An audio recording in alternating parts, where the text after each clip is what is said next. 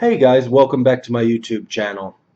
So today we have a pretty cool question actually, one I'll enjoy getting to discuss with you. I really enjoy these relationship questions, so make sure you send them my way. You can send them to me through my website at www.markdillon.xxx, which is soon to be just markdillon.com. Anyway, so today's question is from Paul. He says, "Hey Mark, I found your YouTube channel a couple weeks ago and you have surprisingly insightful advice. Maybe you can give me some.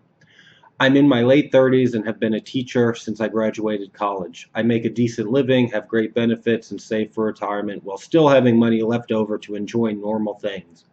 By most standards, that's doing well. For almost a year now, I've been dating a guy with a huge income, almost 10 times mine. We do lots of really nice things that I couldn't afford on my own, and he always pays for them. I feel guilty every time, and when I've offered to chip in, he just kind of shrugs it off and laughs and says, "Don't worry about it." I guess I'm feeling a little inadequate. Any advice? Paul, yes, I have a lot of advice. You should marry him and not sign a prenup. No, I'm just kidding. What you should really do is break up with him and give him my number. No, kidding again. Anyway, so I certainly see why you would feel a little uncomfortable with that, but I think it all depends on the perspective that you're looking at it from. You said you're a teacher, so let's assume wherever you are in the country, you're making between $30,000 and $60,000 a year. So that means this guy is making about 300,000 to 600,000, give or take. The amount of disposable income that's left over from his salary after he does everything, heavily funding retirement, health care, great standard of living, he still has a huge amount of disposable income left over. Whereas you don't have a ton of disposable income. Again, you can do the simple things and all of that. So, in your mind, you probably think when you go out for a very nice vacation or he does something that seems extravagant, your perspective is that that's very, you're thinking, wow, that's a lot of money. I feel guilty. What you have to remember is to him, that's not really a lot of money. It would be no different than if you guys went out for a $100 dinner and you picked up the tab. You wouldn't think twice about it. Well, most likely he's not thinking twice about the money he spends on these nice things you do. So you have to look at it from more of his perspective and realize what a non-issue it is for him.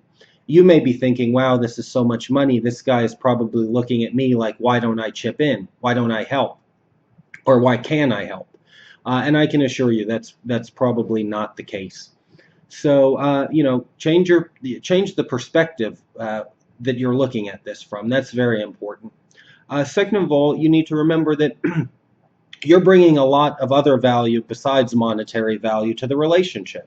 If you guys have been dating for almost a year, obviously there's a good connection. You enjoy each other's company, and you're half the reason that this relationship is working. That gives you tremendous value to him.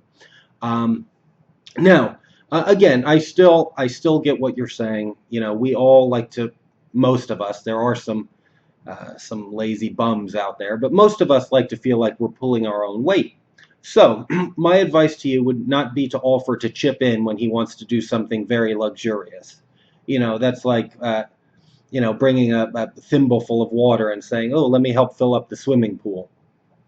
So don't do that. What you should do, plan a date night that is more along the lines of something you would normally do if you weren't dating somebody who had such a fabulous income. Plan a date night, go out to a nice restaurant somewhere, order a good bottle of wine, make it special, maybe go to a movie or a show, and you pay for that. I'm sure that's well within your budget. Plan a couple things through the month that you're comfortable spending that amount of money on, and you take care of the whole thing. You can say, "Oh, let's go to dinner and a movie tomorrow night," and when you get there, you pick up the tab. Don't make a big deal about it. Just say, "I got it. Don't worry about it," and leave it at that. And I think that's the best way to go about something like this versus trying to chip into these big expensive things that he may like to do when you guys go out. So you plan your own special date night for him and pick up the tab. And also keep in mind, if this relationship continues to grow and grow and grow, and maybe eventually you'll get married, you're going to have to get comfortable with the fact that, as if you get married and he becomes your partner, all of that income kind of becomes one. You don't, and you're going to have to get comfortable with that and not feel like you're using him or you're taking from him or something like that. Of course, at this stage of the game, you're not there, but you want to be preparing yourself for that, so that you certainly don't want to have a long-term relationship with somebody where you feel like you're inadequate or less than. So you really want to think these things through. And I'd actually be very interested to know what the date night you plan is. So send me an email and let me know if the advice helped and also what you did. All right, guys. Thanks again for tuning in, and I hope you'll check out markdillon.com.